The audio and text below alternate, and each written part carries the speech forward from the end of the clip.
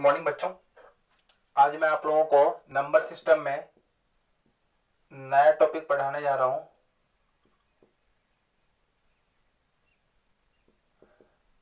जो है आपका अभाज्य गुणनखंड निकालना सिखा रहा हूं।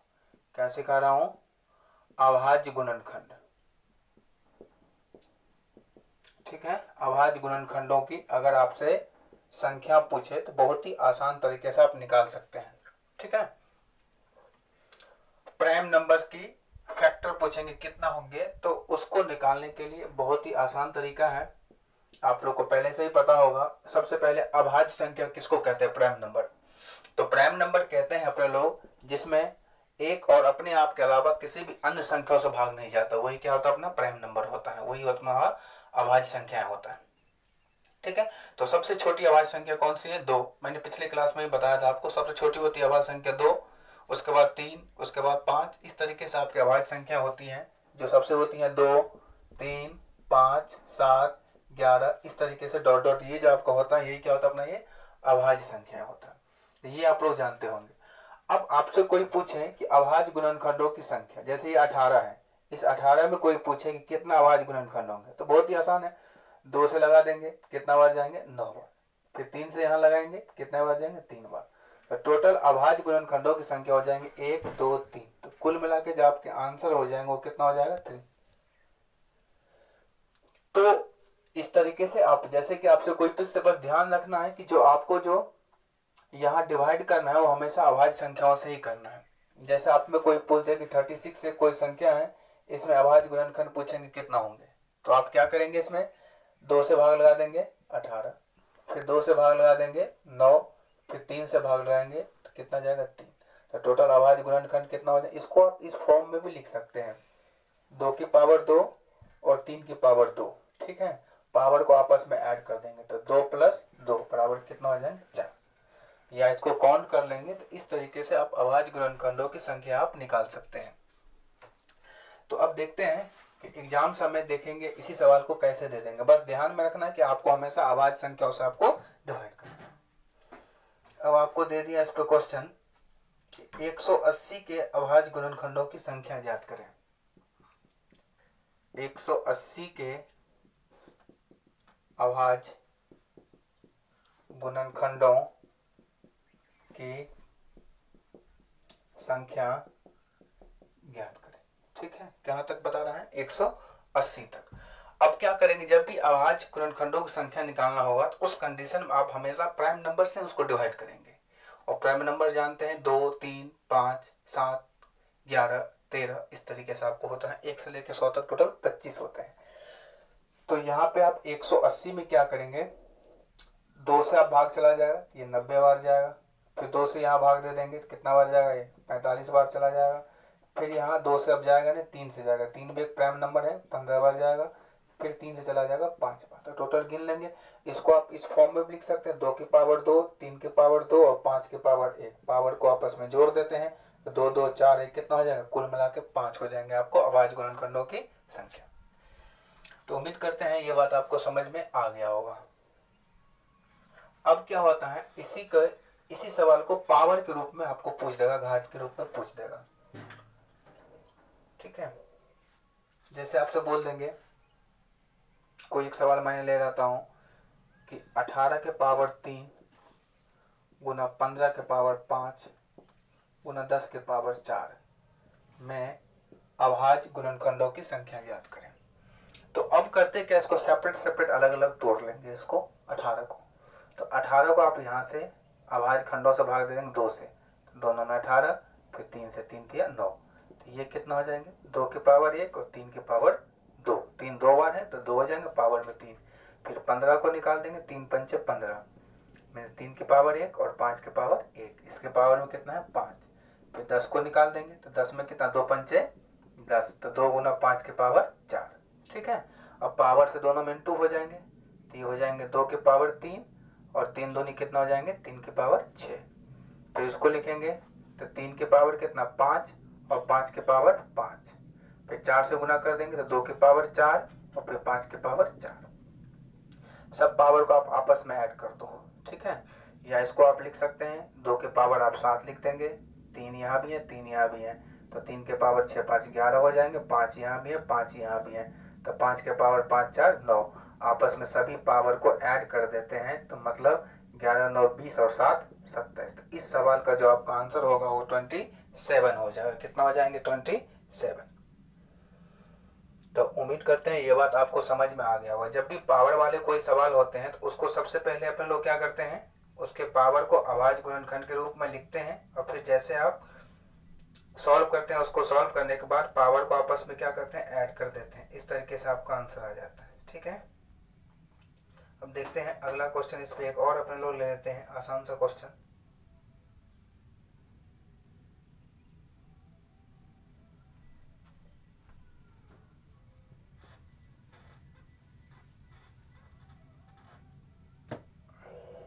सवाल ये है, 30 की पावर 15,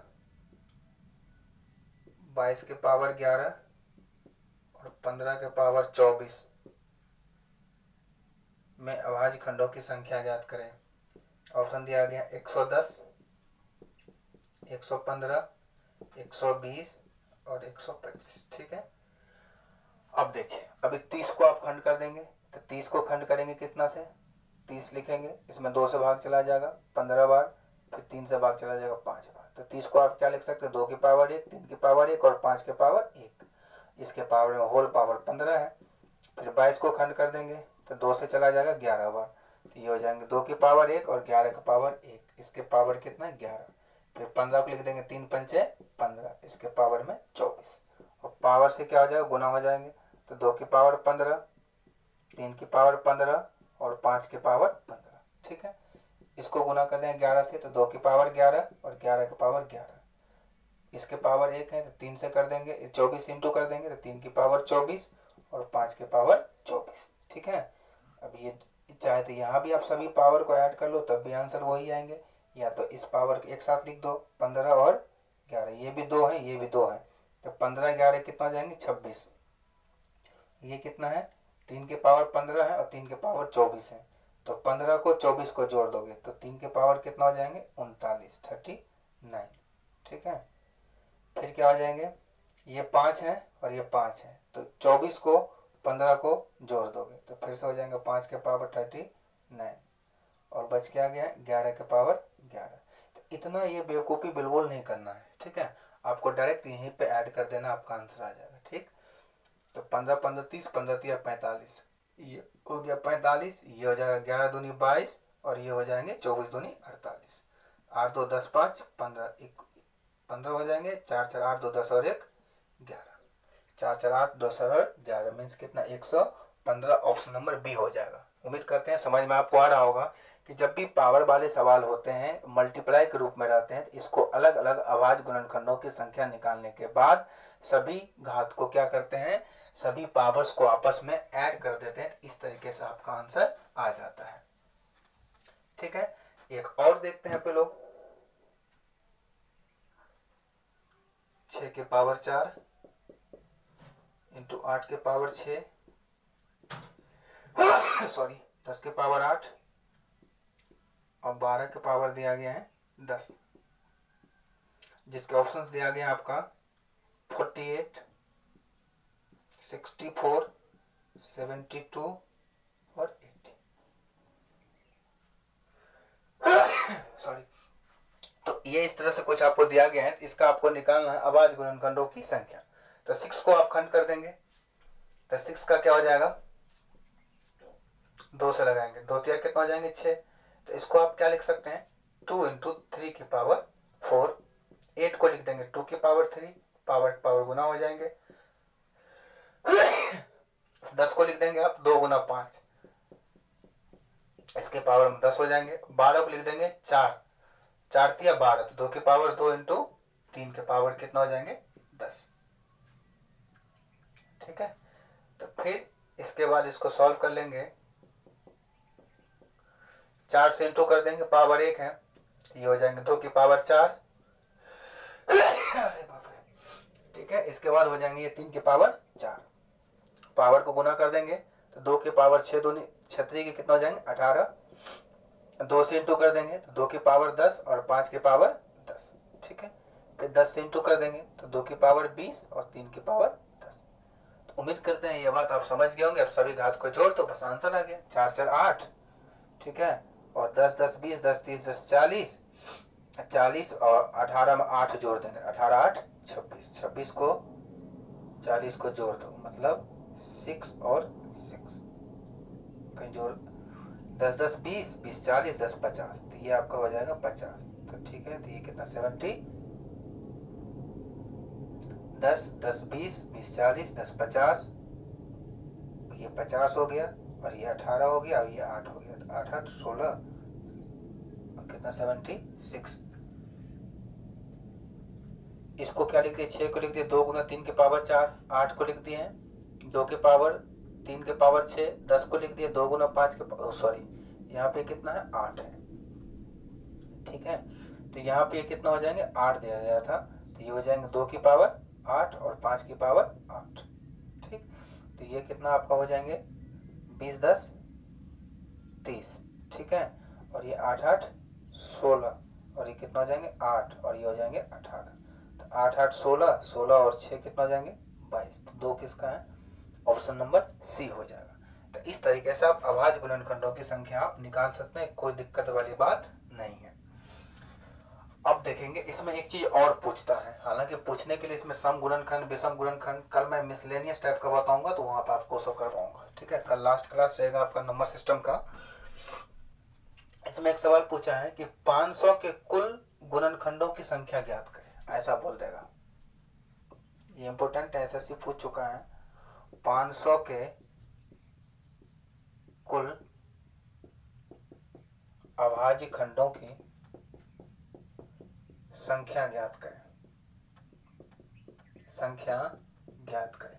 ध्यान देंगे मेरे दोस्त, जब भी कुल पूछे, क्या पूछते, कुल अभाज्य गुणनखंड पूछते, तो नोट में याद रखेंगे जब भी कुल अभाज्य गुणनखंड पूछे तो इसको सबसे पहले अभाज्य गुणनखंड निकालेंगे। मान लेते कि पहला p आ गया तो उसके घात में क्या करते हैं, एक ऐड कर देंगे, ठीक है। घात में क्या कर देंगे, एक ऐड कर देंगे, n + 1 कर देंगे। फिर अगर दूसरा आ गया तो फिर क्या करेंगे, मतलब इसके घात में एक ऐड करके लिखते हैं, फिर n + 1 इस तरीके से लिखते हैं। फिर r होगा, r के पावर n + 1 हो जाएंगे, घात में एक ऐड करके। मीन्स देखिए अभी हड़बड़ाना बिल्कुल नहीं है, 500 में अभाज्य गुणनखंडों की संख्या पूछ रहा है तो पहले 500 को अभाज्य गुणनखंड आप प्रेम से निकाल दो, तो 2 से भाग कर दो कितना बार जाएंगे, 225 बार, ठीक है। फिर इसको आप 3 से भाग कर देंगे, 2 से जाएगा नहीं तो कितना बार जाएंगे, 3 सत्ते 21, 75 बार। 3 से जाएगा कितना बार, 25 टाइम्स। फिर 5 से जाएगा 25। इसको आप क्या लिख सकते हैं, 2 की पावर 1, ठीक है। और 3 की पावर कितना हो जाएंगे, ये 2 और ये हो जाएंगे 5 की पावर 2। कोई दिक्कत है, अब इसके घात में एक बढ़ा के लिख देते हैं, तो ये हो जाएंगे कितना 2, ये हो जाएंगे कितना 3 और ये हो जाएंगे 3, ठीक है। 3 दूनी 6 दूनी 12। तो कुल अभाज्य गुणनखंडों की जो संख्या आपको इसमें होंगे वो कितना होंगे, 12 हो जाएंगे। कितना हो जाएंगे, 12।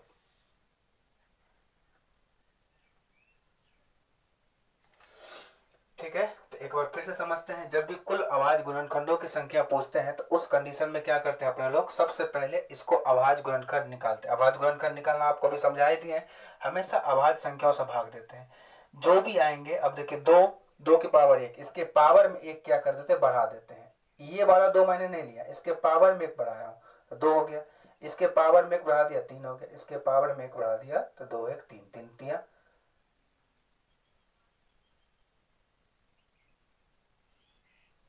ठीक है। तो इस तरीके से आपका हो गया, ये आंसर कितना आ गया, 12 आ गया। तो अभाज्य गुणनखंडों की संख्या जब भी पूछेंगे तो आप इसको निकाल सकते हैं, बहुत ही आसान है, कोई दिक्कत वाली बात नहीं है। पावर में एक बढ़ा के आप लिख देंगे, ठीक है। अब देखिए अगला देखेंगे अपने लोग। अब जो है ये भी बहुत इंपॉर्टेंट है, आपका थोड़ा सा ध्यान देंगे। नेक्स्ट स्टेप इसमें एक बच गया आप लोगों का, जो जैसे पूछ देते हैं 1 से 200 के बीच, 200 के बीच ऐसे कितनी संख्या है, कितनी संख्या है जो 3 से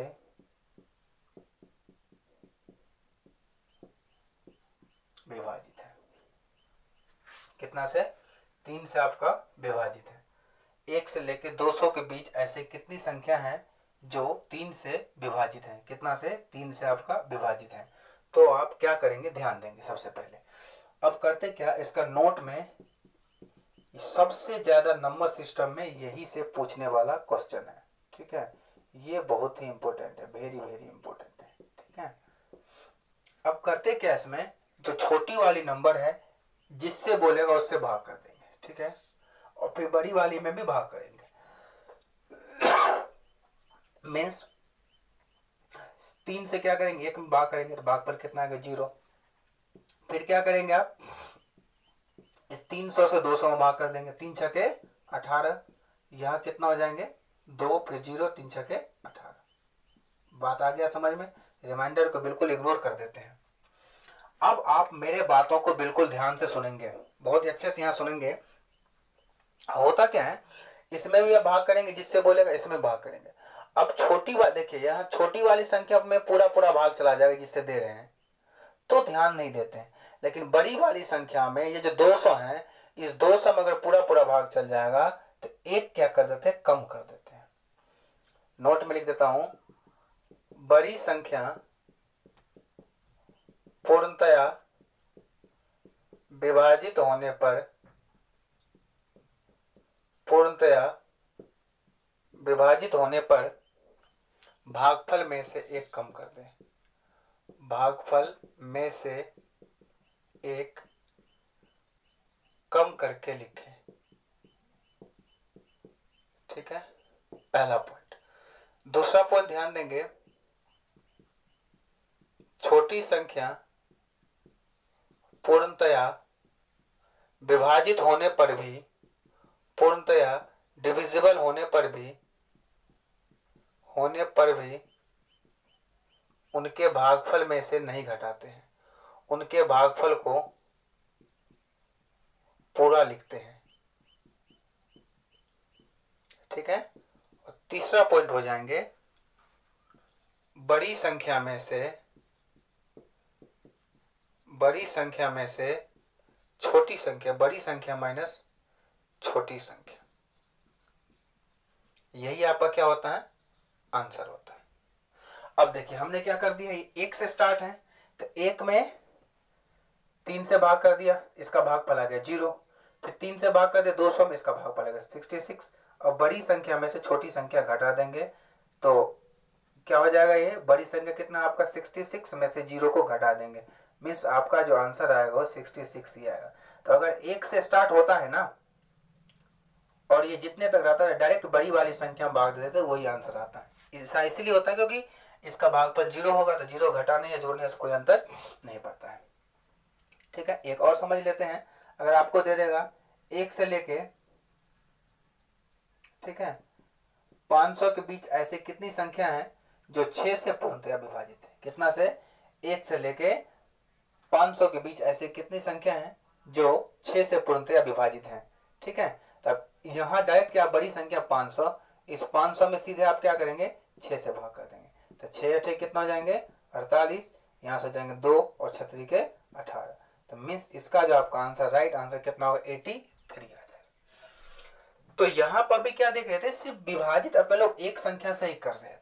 अब क्या कर देगा, इसी को कुछ इस तरीके से आपको लिख देगा, सवाल को सेम रूल रहेगा, सेम सब कुछ रहेगा। अब ये क्या करेगा, जो सवाल है यहाँ एक संख्या ना देके 2, 3, 4 संख्या दे दे, बोल दें 2 और 3 से पूर्णतया विभाजित है, और संख्याएं बोल दिया 1 से लेकर 200 के बीच ऐसी कितनी संख्या है जो 2 और 3 से पूर्णतया विभाजित है। किससे? 2 और 3 से पूर्णतया विभाजित। अब 1 से लेकर 200, तो जब भी क्या रूल यही रहेगा, जब संख्या 2 या 3 दे दे या 4 दे दे तो क्या करते हैं, उस संख्याओं का एलसीएम निकाले। क्या निकाले? एलसीएम निकाल ले, ठीक है। इसको ये नोट में बिल्कुल आप लोग याद रखेंगे, बहुत इंपॉर्टेंट है ये, ठीक। तो 2 और 3 का लघुत्तम 6 हो जाएंगे। अब ये 1 से स्टार्ट है, 1 में तो भाग देंगे नहीं, डायरेक्ट बड़ी संख्या 200 है तो 200 में 6 से भाग कर देंगे, तो छतरी के कितना हो जाएंगे 18 हो जाएंगे, यहाँ 2 भी 0 भी छतरी के 18। तो इस सवाल का जो राइट आंसर हो जाएंगे वो कितना 33 हो जाएगा। तो उम्मीद करते हैं ये बात आप लोग को समझ में आ गया होगा कि संख्या कहीं से भी कहीं तक दिया रहे तो उसमें आप क्या करेंगे, डायरेक्ट आप क्या करेंगे, भाग दे देंगे। अब आपके मन में गुदगुदी हो रहा होगा कि सर अगर ये संख्याएं एक से ना स्टार्ट करके कहीं बीच से स्टार्ट कर दे तो क्या करेंगे। जैसे आपको सवाल दे देगा 200 और 600 के बीच कितनी संख्या है जो 3, 4, 5 से पूर्णतः विभाजित है। अब क्या करेंगे, 3, 4, 5 का लघुत्तम ले लेंगे तो 5 कितना हो जाएंगे 60 हो जाएंगे। तो 60 से क्या करेंगे, दोनों में भाग कर देंगे, 200 में भाग कर देंगे तो छतरी के 18 180 हो गया। तो यहाँ रिमाइंडर 20 बच गया। अब इस 600 में क्या करेंगे, फिर से आप 60 का भाग कर देंगे तो 60 एकन 60, ये कट के कितना आ गया यहाँ से 0, ठीक है। और फिर आगे कट गया, आ गया 0 नहीं लगा तो 0, ठीक है। अब देखें यहाँ भागफल क्या बच गया 0, मतलब पूरा पूरा भाग चला गया। तो जब पूरा पूरा मेरे दोस्त भाग चला जाता है तो बड़े भागफल में से एक कम करके लिखते हैं। तो बड़े भागफल जो 10 है उसमें से एक कम कर देंगे तो कितना हो जाएगा 9, और 9 में से 3 घटा देंगे तो इस सवाल का जो राइट आंसर होगा वो कितना आ जाएंगे 6 आ जाएंगे। कितना आ जाएंगे 6 आ जाएंगे। तो उम्मीद करते हैं कि इस तरीके का सवाल आपको आएगा तो आप उसको पेपर में आसानी से बना सकते हैं, ठीक है। तो